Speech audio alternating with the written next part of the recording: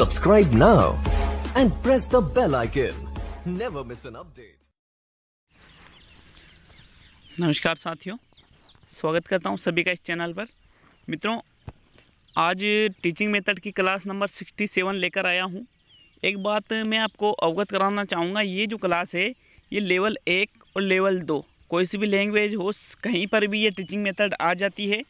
तो साथियों देखिए, आपके टीचिंग मेथड की क्लासें भी बहुत सारी हो गई है, साइकोलॉजी की क्लास भी बहुत सारी हो गई है। मुझे ऐसा लगता है कि मैंने अच्छा मैटर और आपको काफ़ी पढ़ा दिया है, काफ़ी मैटर पढ़ा दिया है। अब यहाँ पर आप बिल्कुल इनके टेस्ट सोल्व ज़रूर करें, क्योंकि पढ़ाने का कोई सार नहीं निकलेगा अगर आप इनके टेस्ट सोल्व नहीं करते हो। तो साथियों बिल्कुल क्लासें भी ज़्यादा होगी, क्योंकि मैं ज़्यादा पढ़ा रहा हूँ तो क्लासें भी ज़्यादा होगी। और आप यूँ नहीं सोचें कि कोर्स कब पूरा होगा, क्योंकि देखिए कोर्स तो पूरा होगा, एक दिन तो ऐसा आएगा जब कोर्स पूरा होगा। यूँ तो ये नहीं कोई साल भर लग जाएगा, थोड़ा टाइम लग सकता है, लेकिन कोर्स पूरा कुछ दिनों बाद हो जाएगा। चाहे वो टीचिंग मेथड का हो, साइकोलॉजी का हो, या फिर आपको अगर कोर्स पूरा ही करवाना है तो मैं शॉर्ट में पढ़ा दूँ, ऐसा नहीं है। लेकिन आपके पास अभी पढ़ने का अच्छा टाइम है, लॉकडाउन लगा हुआ है, तो इसीलिए मैं आपको डिटेल से सभी चीज़ों को पढ़ा रहा हूँ। तो बिल्कुल अगर आप अच्छी और डिटेल से पढ़ना चाहते हो पूरी चीज़ें, तो बिल्कुल यूँ बार बार मत पूछा करो कि सर कोर्स पूरा कब होगा। बढ़ते हैं मित्रों आगे। दैनिक पाठ योजना के उपागम का टॉपिक चालू किया है, और ये भी टॉपिक छूट गया था। कॉमन विधियाँ, कॉमन टीचिंग मेथड के अंतर्गत ये टॉपिक आ जाता है, जिसको अप्रोच, उपागम को अब क्या कहा जाता है, अप्रोच कहा जाता है। अब देखिए, दैनिक पाठ योजना के उपागम, उपागम का मतलब यूँ है कि किस आधार पर दैनिक पाठ योजनाओं का निर्माण किया जाता है। तो कुछ प्रमुख 5 उपागम हैं मित्रों। 5 उपागम में से एग्जाम में प्रश्न आ सकते हैं। सबसे पहले पढ़ेंगे हर्बर्ट उपागम को, फिर पढ़ेंगे जॉन डीवी व किलपेट्रिक उपागम, तीसरा पढ़ेंगे चक्रीय उपागम, चौथा पढ़ेंगे मित्रों मूल्यांकन उपागम या ब्लूम उपागम भी इसको कहा जाता है, और 5वां पढ़ेंगे भारतीय उपागम या एनसीईआरटी उपागम।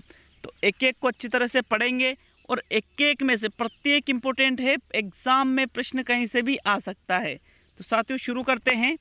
सबसे पहले बात की जाए हर्बर्ट उपागम की, जिसको हर्बर्ट की पंचपदी भी कहा जाता है। नाम सुना होगा सभी ने हालांकि इसका, लेकिन ज़्यादातर आपने हर्बर्ट की पंचपदी पढ़ी है, वो पूरी नहीं पढ़ रखी है। इसको जर्मन उपागम भी कहा जाता है। देखिए ये इम्पोर्टेंट है कि किस उपागम को जर्मन उपागम कहा जाता है, तो आपका आंसर रहेगा हर्बर्ट उपागम को या हर्बर्ट की पंचपदी को। इसके जनक के साथियों जॉन फ्रेडरिक हर्बर्ट। देखिए जॉन फ्रेडरिक हर्बर्ट को जे.एफ. हर्बर्ट कहा जाता है, जे.एफ. हर्बर्ट। एक और था हर्बर्ट स्पेंसर, हर्बर्ट स्पेंसर। तो जो ये हर्बर्ट स्पेंसर था, ये जे.एफ. हर्बर्ट का तो शिष्य था, मतलब जे.एफ. हर्बर्ट गुरुजी थे हर्बर्ट स्पेंसर के। तो दोनों को एक ही नहीं मानना है, दोनों अलग अलग है। जे.एफ. हर्बर्ट मतलब जॉन फ्रेडरिक हर्बर्ट ये गुरुजी, और हर्बर्ट स्पेंसर उनके शिष्य। तो मित्रों हर्बर्ट उपागम है या जो हर्बर्ट की पंचपदी, इसके जनक कौन है, जे.एफ. हर्बर्ट है, न कि हर्बर्ट स्पेंसर है। आगे देखते हैं। इन्होंने दैनिक पाठ योजना निर्माण का सबसे पहले विचार दिया था। किसने, जे.एफ. हर्बर्ट ने सबसे पहले दैनिक पाठ योजनाओं के निर्माण का विचार दिया था, इसलिए इन्हें दैनिक पाठ योजनाओं का जनक कहते हैं। किन्हें कहते हैं दैनिक पाठ योजनाओं का जनक, जे.एफ. हर्बर्ट को दैनिक पाठ योजनाओं का जनक कहा जाता है। क्यों कहा जाता है, क्योंकि दैनिक पाठ योजनाओं का विचार सबसे पहले किसने दिया था, जे.एफ. हर्बर्ट ने दिया था। मित्रों यह विश्व का सबसे प्राचीन उपागम है जिसके आधार पर दैनिक पाठ योजनाओं का निर्माण किया गया। सबसे पहले मतलब ये उपागम बना था, इसके पहले कोई उपागम ही नहीं बना था, इसलिए तो सबसे प्राचीन है। इन्होंने दैनिक पाठ योजनाओं के निर्माण के लिए क्रमबद्ध रूप से 4 सिद्धांत दिए। ठीक है, 4 सिद्धांत प्रस्तुत किए थे इन्होंने दैनिक पाठ योजनाओं के निर्माण के लिए। तो मित्रों डायरेक्टली एग्जाम में प्रश्न बनता है कि दैनिक पाठ योजनाओं के निर्माण के लिए जे.एफ. हर्बर्ट ने कितने सिद्धांत प्रस्तुत किए थे, तो वहाँ पर आपका जो राइट आंसर रहेगा वो रहेगा 4। कौन कौन से, स्पष्टता का सिद्धांत, संबंध का सिद्धांत, व्यवस्था का सिद्धांत और प्रयोग का सिद्धांत। ये चारों सिद्धांत जे.एफ. हर्बर्ट के द्वारा दैनिक पाठ योजनाओं के निर्माण हेतु प्रस्तुत किए गए थे। स्पष्ट संबंध व्यवस्था प्रयोग। इस प्रकार से आप याद रख सकते हो कि स्पष्ट संबंध व्यवस्था प्रयोग, ये चारों सिद्धांत जे परबट द्वारा दैनिक पाठ योजनाओं के निर्माण हेतु प्रस्तुत किए गए थे। मित्रों आगे देखते हैं। इस प्रकार जे परबट ने छात्रों के चिंतन स्तर पर आधारित दैनिक पाठ योजनाओं का निर्माण इन सिद्धांतों पर किया। देखिए, जो जे परबट ने 4 सिद्धांत दिए थे, ये छात्रों के चिंतन स्तर पर आधारित थे। चिंतन स्तर मतलब उनका जो सोचना है उस स्तर पर ये 4 सिद्धांत प्रस्तुत किए गए थे, किंतु यह मान्य नहीं हुए थे। जो ये 4 सिद्धांत इन्होंने दिए थे ये वैलिड नहीं हुए, अतः जे.एफ. हर्बर्ट के 3 शिष्य थे। देखिए, इसके बाद की बात है जब जे.एफ. हर्बर्ट ने ये उपागम दे दिया था और वो जो 4 सिद्धांत दिए थे वो मान्य नहीं हुए थे। उसके बाद इनके 3 शिष्य थे जिनका नाम था जिलर, राइन और हर्बर्ट स्पेंसर। ठीक है, 3 शिष्य थे हर्बर्ट, जे.एफ. हर्बर्ट के, जिलर, राइन, हर्बर्ट स्पेंसर। अब उन्होंने सोचा कि यार अपने गुरुजी का तो सिद्धांत ये उपागम है ये मान्य नहीं हुआ, तो इन्होंने अपने गुरुजी के कार्य को आगे बढ़ाते हुए 4 सिद्धांतों के आधार पर दैनिक पाठ योजना के निर्माण हेतु 5 पद निर्मित किए। मतलब सिद्धांत जे.एफ. हर्बर्ट द्वारा 4 दिए गए थे, लेकिन उनके 3 शिष्यों ने इन 4 सिद्धांतों के आधार पर 5 पद दिए। कौन कौन से, देखिए बहुत इंपॉर्टेंट चीज़ें आने वाली है। सबसे पहले जिलर ने स्पष्टता के सिद्धांतों को 2 भागों में वर्गीकृत किया। तो उनका जो प्रथम शिष्य यहाँ पे था जिलर, जिलर ने क्या किया, जो स्पष्टता का सिद्धांत है उसको 2 भाग बताएं, एक तो प्रस्तावना और प्रस्तुतिकरण। दोनों स्पष्टता के सिद्धांत के 2 टुकड़े कर दिए। मतलब जो जे.एफ. हर्बर्ट ने स्पष्टता का सिद्धांत दिया था उसके 2 टुकड़े किए। उन टुकड़ों का नाम क्या लिखा, प्रस्तावना और प्रस्तुतिकरण, पहला और दूसरा। इन दोनों पदों के बीच में राइन ने एक नया पद जोड़ा। कौन से 2 पदों के बीच में, प्रस्तावना और प्रस्तुतिकरण के बीच में उनके एक और शिष्य कौन थे, राइन। राइन ने एक नया पद जोड़ दिया जिसका नाम है उद्देश्य कथन। मतलब उद्देश्य कथन को कहाँ लिखा जाता है, प्रस्तावना और प्रस्तुतिकरण के बीच में उद्देश्य कथन को लिखा जाता है, किंतु उद्देश्य कथन को पाठ योजना के सोपान में नहीं गिना जाता है, बल्कि इसे प्रस्तावना के अंतर्गत ही माना जाता है। इम्पोर्टेंट फैक्ट है मित्रों, हर जगह आपको ये देखने को नहीं मिलेगा। क्या देखने को नहीं मिलेगा, देखिए कि जो स्पष्टता का सिद्धांत है उसके 2 टुकड़े किसने किए, प्रस्तावना और प्रस्तुतिकरण जिलर ने, लेकिन राइन ने इन दोनों के बीच में उद्देश्य कथन जोड़ दिया।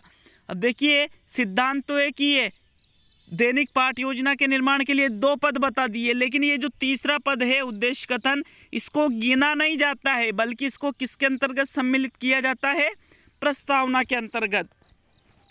आगे देखते हैं। शेष तीनों सिद्धांतों के आधार पर हर्बर्ट स्पेंसर ने 3 पद निर्मित किए। कौन कौन से देखें, दूसरा जो सिद्धांत था उनका संबंध का सिद्धांत, उसके आधार पर नया पद बनाया जिसको जाना जाता है तुलना के नाम से। तीसरा जो सिद्धांत था व्यवस्था का सिद्धांत, उसके आधार पर 4था पद दिए इन्होंने, व्यवस्था, सामान्यकरण, पूर्वावलोकन, नियमीकरण, सिद्धांत निर्धारण, सिद्धांत निरूपण। इतने नामों से इस पद का नाम रखा।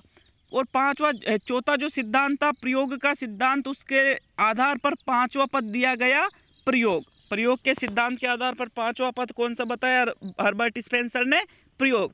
इस प्रकार मित्रों हर्बर्ट, जो जे.एफ. हर्बर्ट थे, उनके शिष्यों ने 4 सिद्धांतों के आधार पर कितने पद निर्मित किए, 5 पद निर्मित किए। पहला सिद्धांत कौन सा था, स्पष्टता का सिद्धांत, इसके आधार पर 2 पद कौन कौन से दिए, प्रस्तावना और प्रस्तुतिकरण। फिर राइन ने क्या किया मित्रों, राइन ने क्या किया, उद्देश्य कथन यहाँ पे जोड़ दिया, लेकिन इसको गिना नहीं जाता है। तो पद पहला, पद दूसरा, लेकिन सिद्धांत तो अभी एक ही हुआ।